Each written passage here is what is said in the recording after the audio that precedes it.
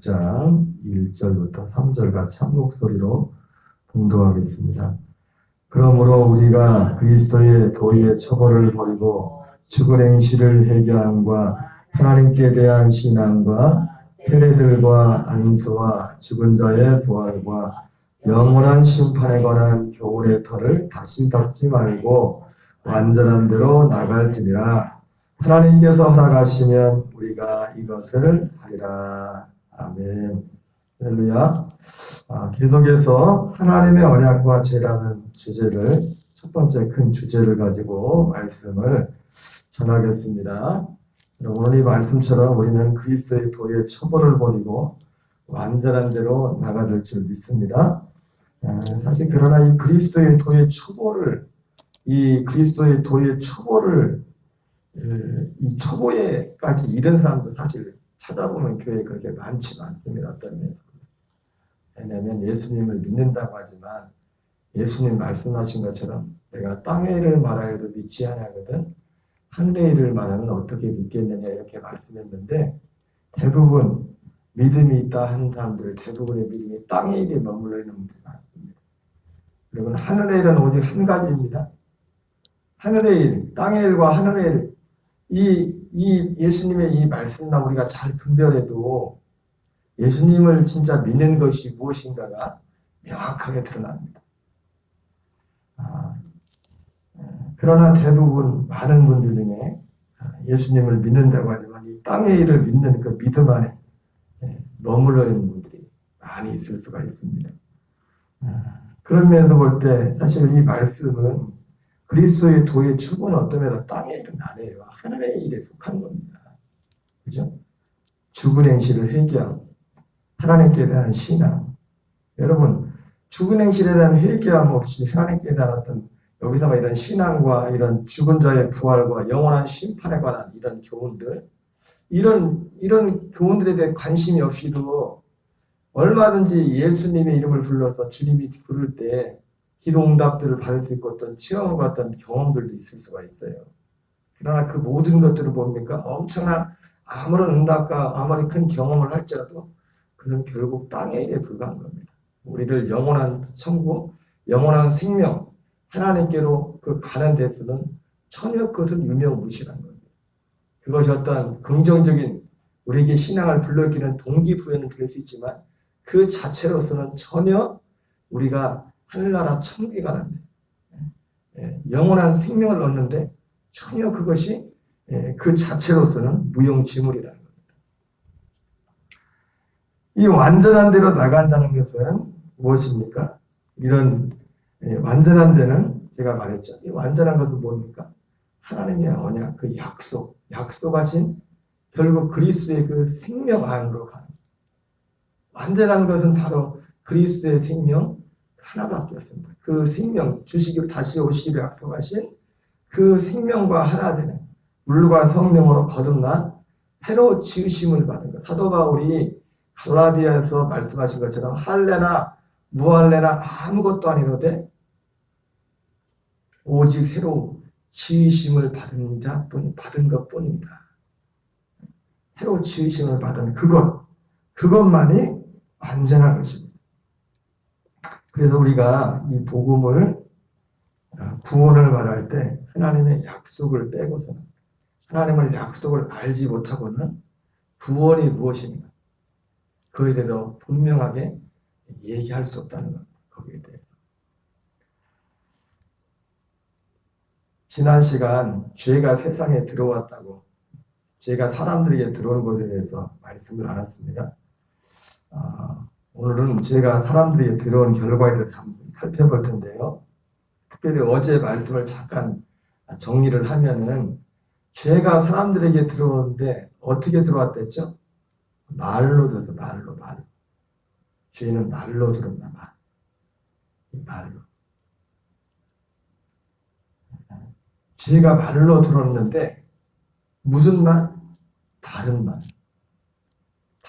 하나님이 하신 말. 죄가 뭐냐면 하나님이 하신 말씀과 다른 게 죄입니다. 그 말을 받으면 우리가 범죄하게 되는 겁니다. 하나님께서 아담에게는 분명히 동산 중앙에는 선악을 알게 나무는 따먹지 말랬어요. 먹으면 반드시 죽을 것이라고 했는데 뱀이 와서 어떻게 합니까? 다른 말을 합니다. 다른 말. 다른 말. 이것은 사도 바울이 성령 충만한 초대교회 사도들이 살아있을 때에도 그 마귀의 역사는 여전합니다. 마귀는 사람들을 어떻게 부패하냐? 하나님의 말씀이 아닌 다른 말을 듣게 하는 겁니다. 다른 얘기를 하는 겁니다.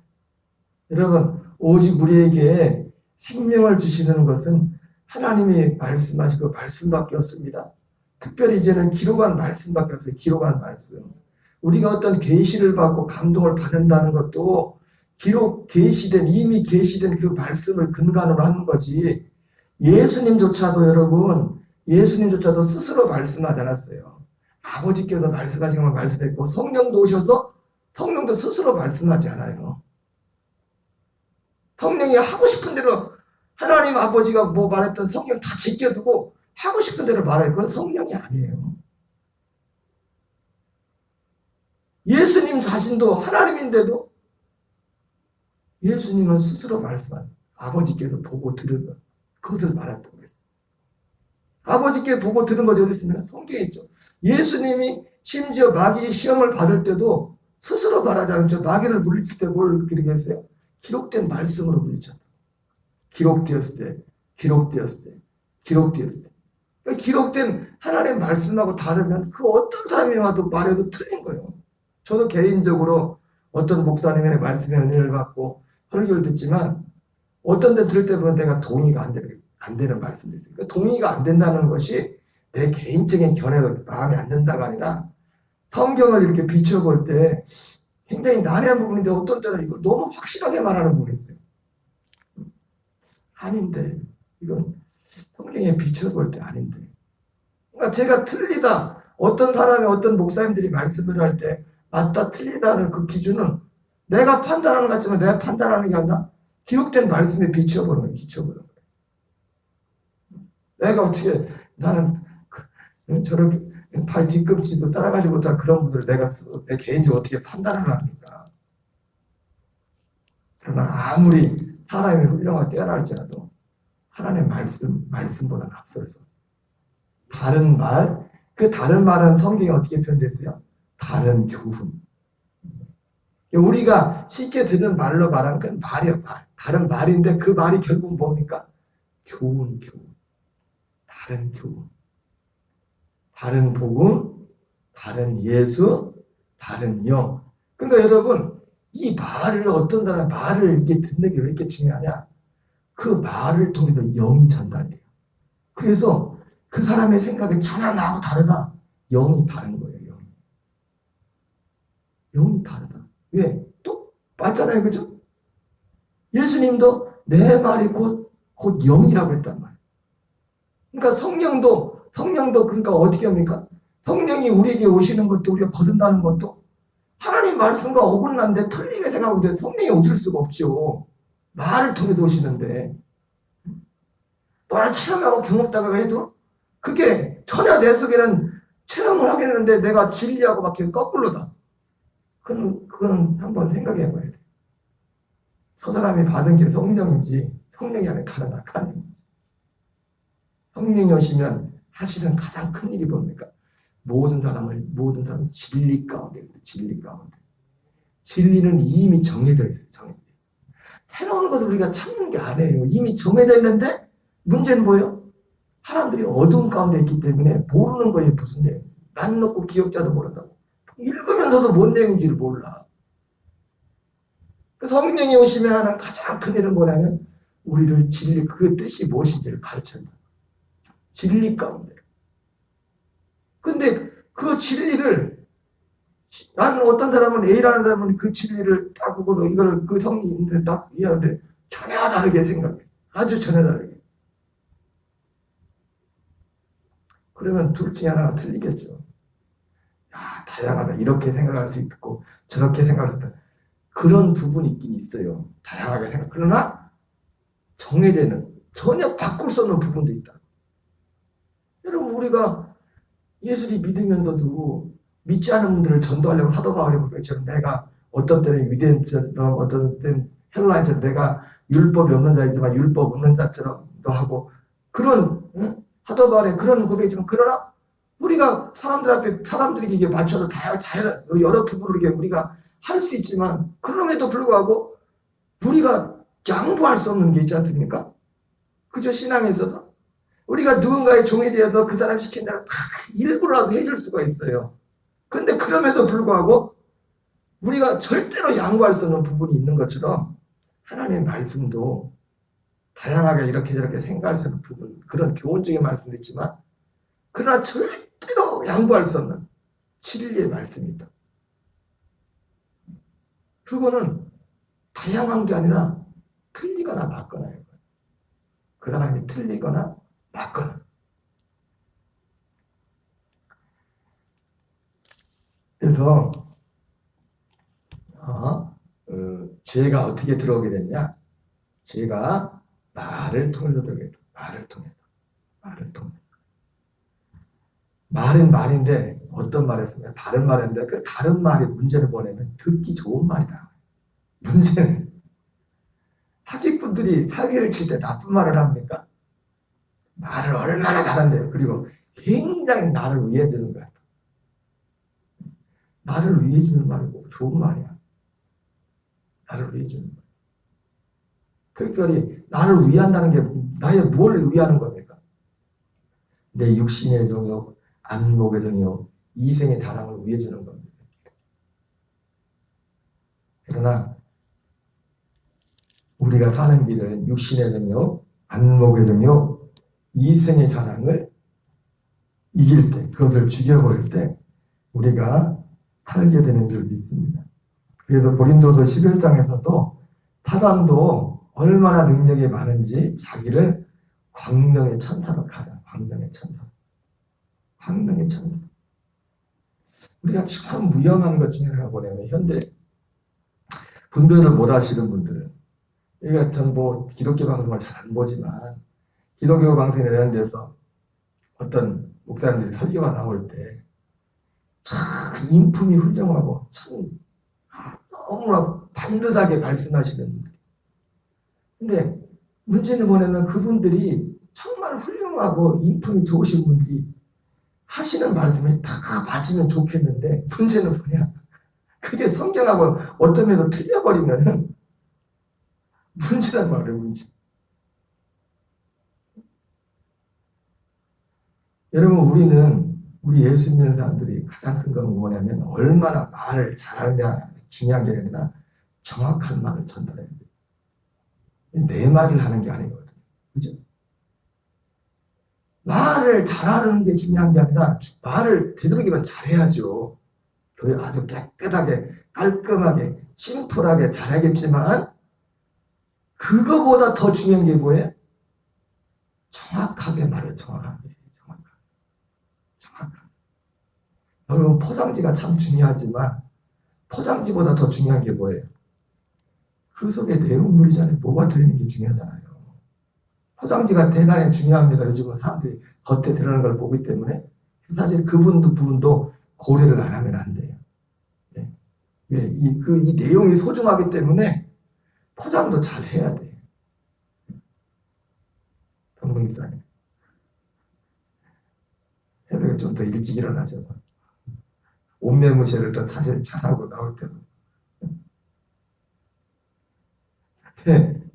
이게 포장지가 별거 아닌 것 같지만 포장도 잘해야 된다. 왜? 속 내용이 중요하기 때문에. 포장을 제대로 안 하면 사람들이 속 내용도 우습게 본다니까. 응? 그래서 복음 진리 하나면 전부지만, 예? 여보세요? 표적과 기사와 능력이 나타나야 되는 이유가 뭐예요? 사실 그거는 필요 없어. 그건 껍데기야. 그건 포장지와 같은 거 어떻게 보면. 근데 이 복음이 너무나 소중하기 때문에 표적과 기사도 나타나야 된다. 사람들이 그걸 보고서 안 들으려고 해도 들을 거 아니야, 뭘 보면. 여러분, 똑같은 설교를 해도 제가 아무리 하나님 기뻐하는 복음을 전할지라도 교인 10명 모이는 교회 목사가 딱 설교하는 거하고 교회 저 목사님은 어떤 목사님 설교하는데 교회는 교회가 10,000명 모이는 교회 목사님이야 그러면 그 목사님이 틀린 얘기해도 내 말보다 그 목사님 얘기를 들어, 사람들은. 뭐 열댓 명 모이는 교회 목사가 뭘 얘기해봤어. 나사렛에 뭐 선한 것이 나겠어. 그러지 않습니까? 그래서 말이 지금 딴 데로 갔는데 포장도 잘 해야 돼. 그러나 또 중요한 거 보려면 포장지 보고 또 속으면 안 돼. 포장지 보고도 그 알맹이를, 그 말하는 그 알맹이를 볼 줄 알지. 그게 믿음이 있는 거죠. 어쨌든 죄가 사람에게 들어오게 됐는데요. 죄가 사람에게 들어온 결과가 뭐냐면 같이 읽어보겠어요. 그들이 그날 바람이 불 때 동산에 거느치는 여호와 하나님의 소리를 듣고 아담과 그의 아내가 여호와 하나님의 낯을 피하여 동산 나무에 숨은지라. 그 결과가 무엇입니까? 하나님으로부터 숨어버렸어요.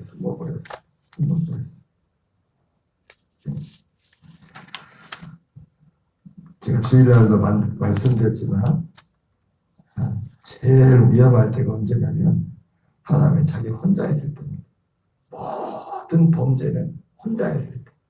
그리고 낮에보다도 밤에 죄를 짓습니다. 보지 않을 때. 혼자 있을 때. 이 혼자 있는다는 것은 또 어떤 면에는 내 안에 갇혀 있는 겁니다. 내 안에. 누구 말도 안 들었는데 그냥 내 속에 그냥 갇혀 있는 거예요. 생각성.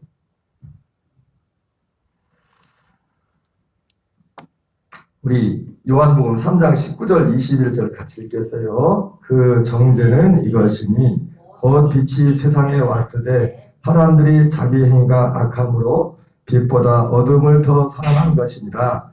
악을 행하는 자마다 빛을 미워하여 빛으로 오지 않으니 이는 그 행위가 드러날까 하며 진리를 따르는 자는 빛으로 나니 이는 그 행위가 하나님 안에서 행한 것임을 나타내려 함이라 하시니라.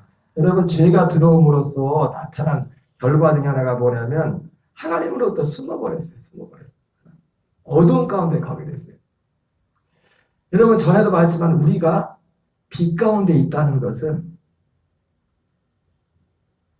빛 가운데 있다는 것과 어둠 가운데 있다는 것의 차이가 뭐냐면 빛 가운데 있다는 것은 우리가 죄를 하나도 안 짓는다는 것은 아니에요. 근데 빛 가운데 있다는 것은 죄를 전혀 하나도 안 짓는다는, 여러분, 우리는 늘 깨어있지 않으면은 자칫하면 좀 생각 엉뚱한 데가 자칫하면 실수하면 그래서 항상 깨어있어야 돼요. 근데 이 빛 가운데 있다는 것은 전혀 죄를 안 짓는다는 게 아니에요. 빛 가운데 있다는 것은 뭡니까? 일단은 이 옷이 어디 봤을 때 이게 이 상태 파악이 되는 겁니다. 지금 상태 파악이. 엊그제도 얘기했지만 가끔씩 내 새벽에 나올 때 이러고 나올 때 옷을 입고 나올 때 이러고 나올 때 그러면 집사람이 뒤에서 그러면 내가 또 왜 잘못됐나 하고서 이거를 다 이렇게 내린단 말이야. 여러분, 어두운 가운데 있으면요 문제는 뭐예요? 이러고 있어도 이러고 있는지도 모른다고. 어두운 가운데 하고 빛 가운데 제일 차이는 뭐냐면 상황 파악이 안 된다. 어두운 가운데 있으면 상황 파악. 그래서 어두운 가운데 있을 때는 문제가 뭡니까? 죄가 죄인지를 몰라요. 뭐 잘못해놓고도. 잘못해놓고 어떻게 뭐가 어디 얼굴에 뭐가 묻었는지 모른다고 깜깜해가지고. 그래서 빛 가운데 딱 빛을 비치면 어이구 왜 그러지 머리가 저도 자고 일어나서 주로 머리를 잠자기 전에 감아가지고 새벽에 일어나는 거야. 머리가 이렇게 하고 자지만 일어나가지고 새벽에 거울 안 보고 나오면 어떻게 해요? 나도 몰라 얼굴 또 머리가 이렇게 됐는지 보지 않아요. 근데 빛 가운데 있다는 건 뭡니까? 빛 가운데 있는 거는 내 상태를 한단 말이에요. 그래서 뭐가 어떻게 해야 사는지를 알아요. 어떻게. 어둠 가운데 있다는 것은 그 가능성 자체를, 물론 빛 가운데 있으면 바로 고치겠죠. 바로 돌아가겠죠. 그래서 사도 요한도 이런 말을 합니다. 같이 읽어보겠습니다. 우리가 그에게서 듣고 너희에게 전하는 소식은 이것이니 곧 하나님은 빛이시라. 그에게는 어둠이 조금도 없으리는 것이니라.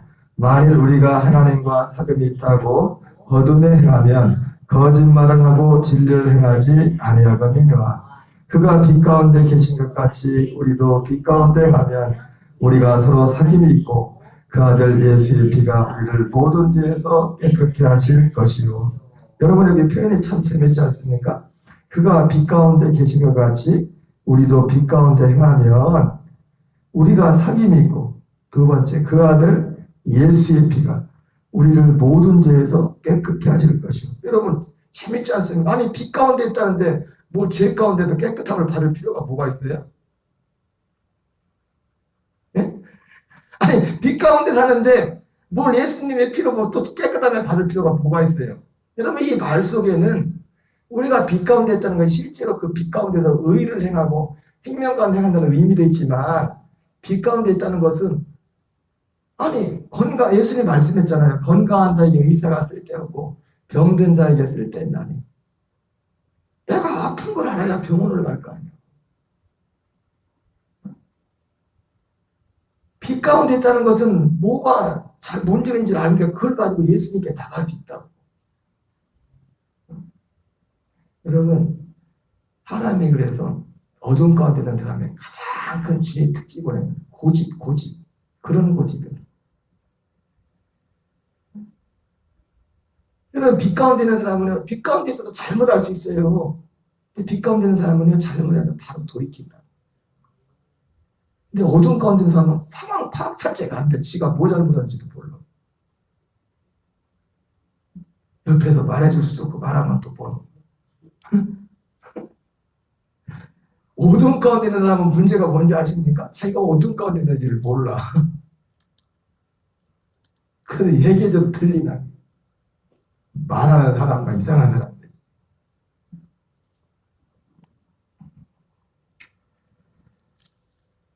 죄가 사람에 들어오게 되면요.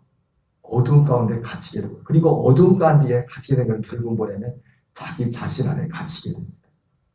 자기 자신 안에. 다른 사람 말도 안 들려. 오직 자기 자신. 자기 자신 안에 갇혀서. 그것이 주인이 되어서 그렇게 역사하는 거예요. 두 번째 죄가 세상에 들어옴으로 여기 한번 여기도 읽겠습니다. 시작. 오직 너희 죄악이 너희와 너희 하나님 사이를 갈라놓았고 너희 죄가 그의 얼굴을 가려서 너희에게서 듣지 않으시게 함이니라. 이제 하나님과의 관계가 갈라져 버렸죠. 또 우리는 그러면서 어두운 가운데 하나님 떠나면서 죄가 들어오면서 다 각기 자기가 주인 되어서 자기가 살고 싶은 대로 자기 소견대로 그냥 살아가는 겁니다. 두 번째 죄가 세상에 들어오므로 어떤 결과가 생겼냐면은 로마서 5장 12절 14절 같이 읽겠습니다. 그러므로 한 사람으로 말미암아 죄가 세상에 들어오고 죄로 말미암아 사망이 들어왔나니 이와 같이 모든 사람이 죄를 지었으므로 사망이 모든 사람에게 이르렀느니라. 죄가 율법이 있기 전에도 세상에 있었으나 율법이 없을 때에는 여기지 아니하였느니라. 그러나 아담으로부터 모세까지 아담의 범죄 같은 죄를 지지한 자들까지도 사망의 왕으로 타였나니 아담은 오실 자의 모형이라. 죄가 사람에게 들어옴으로 문제는 뭐냐면 생긴 결과가 뭐냐면 그 죄가 아담 한 사람에게 끝난 게 아니에요. 여기 나온 것처럼 아담으로부터 모세까지 아니 우리가 흔히들 하는 말이잖아요. 아니 선악과는 아담이 따먹었는데 우리하고 뭔 상관이냐? 근데 여기 보니까 상관이 있대. 우리의 논리, 우리 입장에서 보면 이거 억울한 거잖아요. 그죠? 그런데 아담으로부터 모세까지 아담의 범죄 같은 죄를 짓지 않은 자들까지도 사망이 왕으로 타였나니. 여러분 사망이 어디서 옵니까? 여기도 앞에서 나오지만 죄에서 옵니다. 죄에서.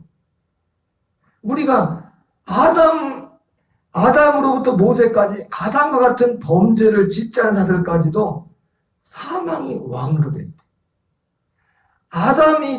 우리는 죄를 안 했는데도 이건 뭐냐면 우리가 죄를 지은 것 같은 그런 결과가 나왔다는 거예요. 받아들이기 싫지. 아담은 오실자의 표상. 그러니까 우리가 죄가 들어옴으로 모든 사람이 죄 아래에서 태어난 죄.